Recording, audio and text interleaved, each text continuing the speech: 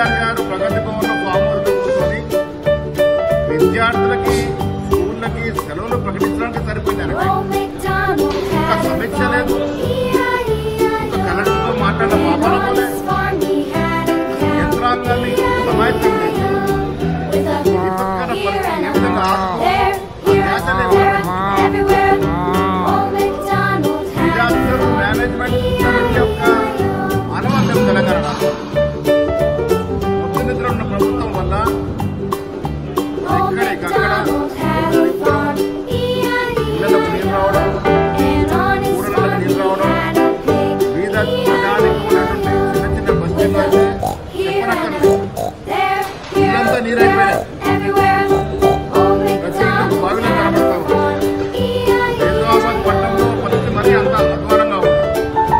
ఇక్కడ కూడా అధికార యంత్రాంగం నిద్రపోతున్నట్టు కనబడుతుంది. ఎమ్మెల్యే గారు ఏం చేస్తున్నారో తెలియట్లేదు. మున్సిపల్ సిబ్బంది, రెవెన్యూ సిబ్బంది ఎక్కడ కనిపించిన అరవాలి. ఇంత నిర్లిప్తత, ఇంత నిర్లక్ష్యం ఉంటే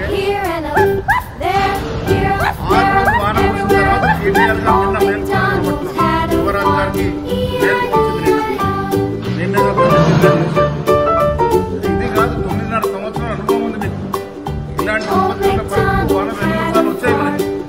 కనీసం ఆ అనుభవాలను దృష్టిలో పెట్టుకుని ముందు జాగ్రత్త చర్యలు తీసుకోవాల్సి ఉంటే మన పరిస్థితి తీరాలు కాదు.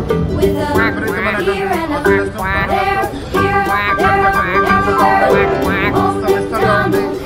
ప్రజలకు చోటు నుంచి వేరే చోటు పోయే పరిస్థితి ఉన్న ఫలంగా వారికి సదుపాయాలు అందట్లేదు.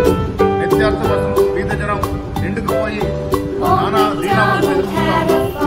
ఇవాళ కాంగ్రెస్ పార్టీ నిన్న సమావేశమై రేవంత్ రెడ్డి గారు, కాంగ్రెస్ గారు, గట్టి గారు సూచనల మేరకు ఎక్కడికక్కడ సీనియర్ నాయకులు జిల్లాలో పర్యటిస్తా ఉన్నారు, అంచనా వేస్తా ఉన్నారు.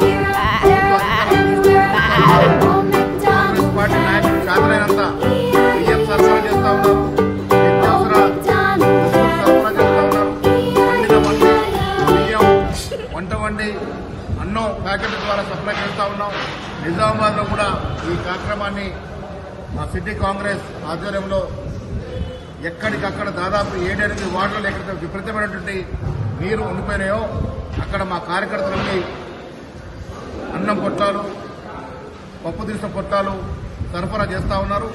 ఏది ఏమైనా ప్రభుత్వం యొక్క నిర్లక్ష్యం, నిర్లిప్తత వల్ల ప్రజలకి కష్టాలు ఓర్చుకోవాల్సి వస్తుంది.